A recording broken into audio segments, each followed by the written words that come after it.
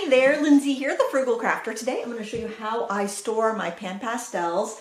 I've done a YouTube short about this when I was in the downstairs studio, but now that I'm up here, I didn't have a bookcase to put them on, but what I did have is this cart, and in the cart I have adhered with some alien tape. I just used the generic one that you could get at the dollar store. I adhered these plastic divided they're actually sold for makeup, like to store your eyeshadow palettes, and I'll put a link in the video description to different versions. I bought a 2-pack on Amazon that I have kind of just adhered next to each other, and I do this because that way I don't have to worry about this whole thing getting pushed over. So it is pretty secure in here, and this one is just a longer one. I only have it adhered to the side because it's got kind of a taller little runner on the bottom, so I will link to these right here because that I can adhere from the bottom so it's really sturdy. So then what I have is all of my Pan Pastels in these trays. Now I do have some doubles. I did put some little cardstock over the ones that were doubles just so I could kind of store them and I would know which ones were backups. But I found that I wasn't really using my Pan Pastels very much, and I thought it was because the way I had them stored prior was by the sets they came in. So I started off by buying 3 colors. I bought like a turquoise, a magenta, and a like a primary yellow. And I liked them so much that then I saw some of the sets, the mixed media sets by, I think it was Donna Downey, on sale, and I bought those and I really liked them. And then I eventually bought the painting set, which is all the pure colors. That's what I would recommend starting with. In fact, if I kind of went to do it all again, I mean, I got great deals on these, so I don't have any regrets, but if somebody's asking my advice today what they should purchase, I would say get the painting set. It used to be a painting set of 20. There's more now because they've expanded the range, and that would give you all the pure colors they offer. And then if you feel like you want more, then I would probably go with the shades, which is the colors plus black, or the tints, which is the colors plus white. And then they have extra dark shades, which has even more black in them. But honestly, the painting colors will allow you to mix whatever you want, because with the Pan Pastels, you're using like an applicator. It's kind of like a paintbrush or a palette knife with a sponge tip on it. It's very easy to mix the colors, so you don't need to have all these colors. So the reason I wanted to store these by color is because my thought is that I could pull the colors that I want for a painting, put them in an empty palette, and then just put that right on my easel or on the table next to my easel and work from that, and not have all, oh my gosh, it's probably like 140 something colors now. Plus they have mediums and metallics and pastels, which are not pastels, metallics. They do have pastels called tints. They have metallics and pearlescents and mediums, which I have in another palette. I can show you that actually. I think that's this one right here, maybe. Ooh, that one doesn't come out. Why doesn't that one? There we go. No, those are. So these by color. I think I must have put the pastels here on the end. Oh, sometimes it wants to stick though. There we go. Which is good because it's not going to follow on its own. So I have the mediums. They have like just extenders and like coarse mediums. Then there's the metallics, and then the 6 pearlescents, which are kind of fun to play with. I would tend to use those more if I was doing like a background paper craft. I wanted to have some metallics in there, but I just keep them in a palette themselves, not with their colors, because I figured if I was doing metallics or pastel or I keep wanting to say pastels when I mean pearlescent. If I wanted to do those, I would just grab this palette and use that. One thing I noticed is that over the years, the palettes changed just so slightly, like maybe like 1/8 of an inch in size. So the covers don't fit each other perfectly. So that's just something to keep in mind. If you have some of the older and newer sets, maybe put the lids underneath the palettes while you're working so you get the palette on the right lid. It's not that big of a deal. It's just going to be aggravating because you're going to have to take some time.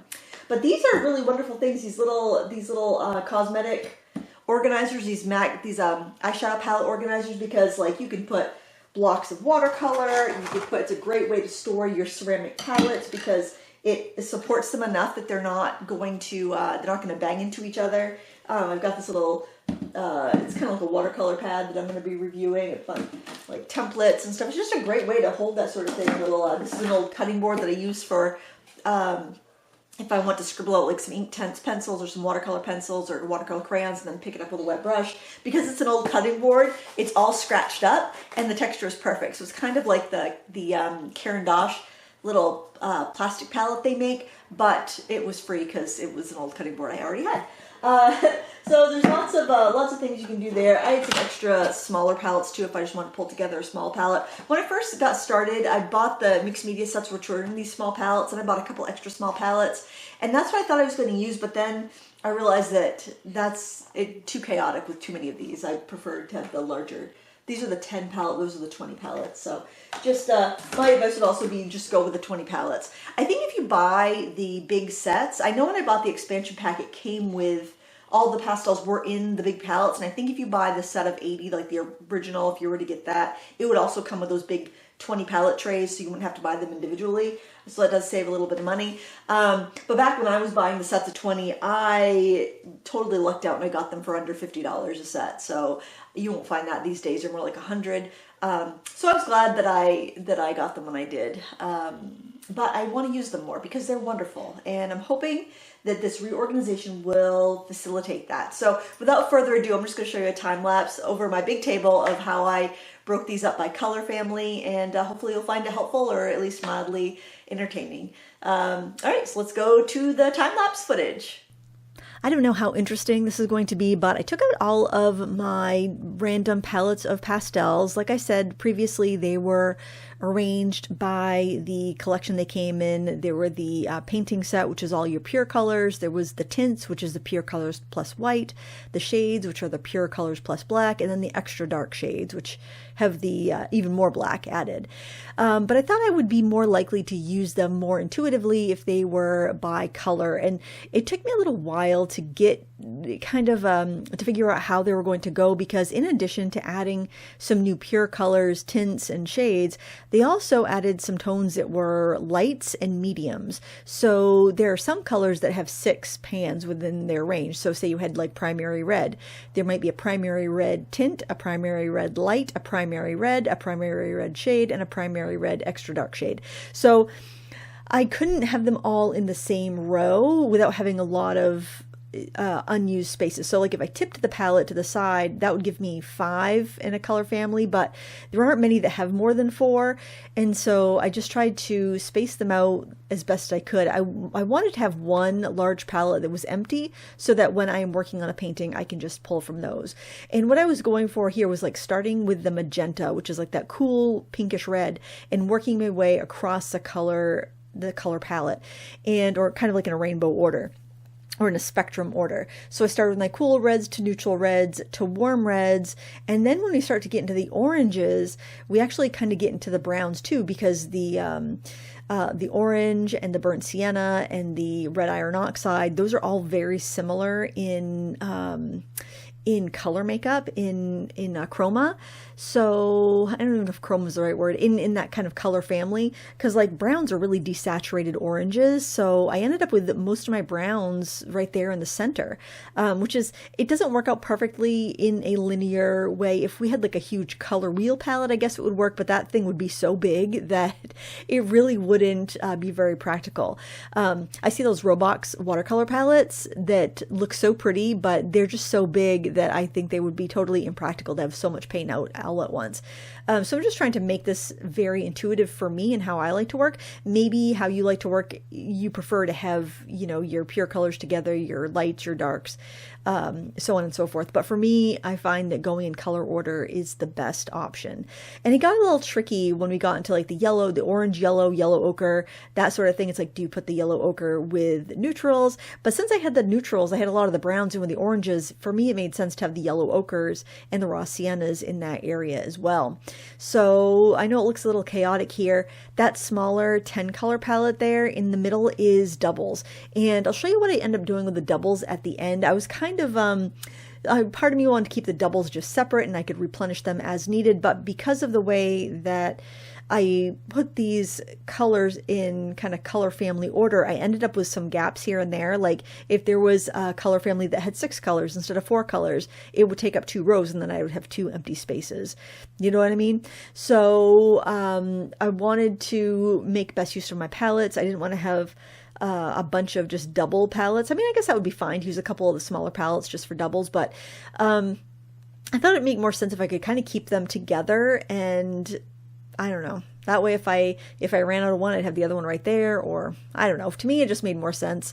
There's never a perfect organization. Very rarely, I should say, there's very rarely a perfect organization for something. You're always kind of satisficing a bit where I mean, like if you wanted to have double the amount of trays, yeah, you could have absolutely perfect, all separated, room to grow, room for doubles. But that to me would be not ideal. That wouldn't be any more ideal than having a few doubles scattered out here and there. Even though I couldn't fit all my doubles in these palettes here, I will end up with an overflow palette of doubles, but you don't use these up so quickly. I've never used one all the way up, so it's unlikely that I'm going to, run into a situation where I'm desperate for a double and I don't have a chance to order before it's out. So the reason I have some doubles is because, like I mentioned earlier, I did purchase some open stock ones before I decided that I wanted the sets, and then they were much more economical to buy in the sets the way that I ended up doing it. So it saved money, and I ended up with doubles. And then if I see a really good deal on a color I'm going to use, yeah, I'll grab it because they are kind of pricey. So if I can see one for a couple bucks, yeah, I'm going to grab it. And this was a little tedious, but I had a show that I was watching and I was just kind of puttering away. I wasn't feeling very creative. I was kind of tired the day I was doing this, and this is something that I could kind of just chill out, veg out, and enjoy the process of sorting things by color, which I love sorting things by color. I don't know what that is, but I find that to be a very soothing activity whenever I'm feeling like stressed out at all, to take like buttons or crayons or thread or ribbons or anything like that and sort them by color, put them in color order. That's very nice for me. I did figure out that some of the lids do not fit perfectly between the newer and older palettes. I've bought palettes at different times to put these in. They're very economical. They're about, I don't know what they retail for, but I seem to pay around $10 to $15 for these large trays. The smaller trays are a couple bucks cheaper, but you could even use these for like tempera paint or acrylic, watercolor, really anything. I think they would be a really nice palette because you can cover them up. Like you can mist them with water and cover them up. So I think if you're a school teacher, this would be perfect. I bet they would fit those large tempera cakes really well too. So I definitely would consider these for other uses, especially where they're so affordable for that size of a palette.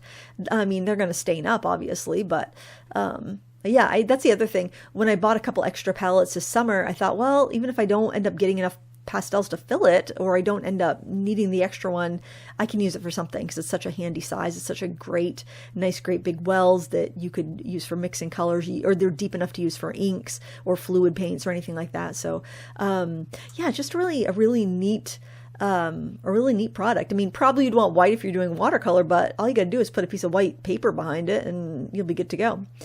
And I'm just finishing up here with my, I went from the yellows to the greens to the blues to the violets and then to the grays. And there you can see them kind of all stacked up in rainbow order. Of course, I got to find the right lids to it. Now here I was thinking, I think I might want to put the doubles in there.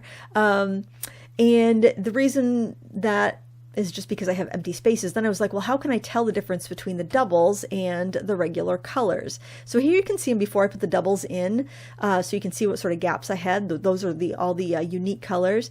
And I decided if I put the lids on the doubles, then I would know they're ones that aren't in circulation yet. And then just to further clarify the ones that are doubles, I could use a paper punch. I just used a circle punch and punched circles out of black cardstock so I could kind of cover up the color a little bit. You can see the edges, but just so that I wouldn't reach for those automatically.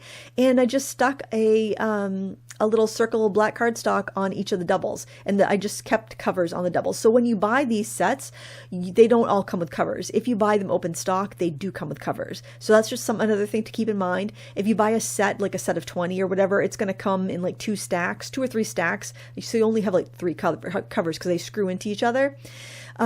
If you buy these big palette sets, I think there was maybe like 1 cover per palette. And the covers are handy for pulling the pastels out, but you really don't need that many covers, right? So I figured I'll put the covers on the doubles. Sometimes you want to unscrew the covers to help you lift colors out of the tray. That's really handy. I find you can lift them out anyway, but that just helps me at a glance tell what's a double and what isn't. That way I will just kind of use the working colors up first before I open into the doubles. So it's not really, important that you do that, I guess. I just thought that would also help me keep track of what I have doubles of, because sometimes they can look very similar in the palette. And yeah, just a way to stay organized. I'm really happy with this. After I had these all covered up, I put them right back in that rack I showed you at the beginning of the video, and now they are all organized, and I am really happy with how it turned out. Thank you so much for watching this little studio sesh. I hope you enjoyed it and had a good time. Until next time, happy crafting!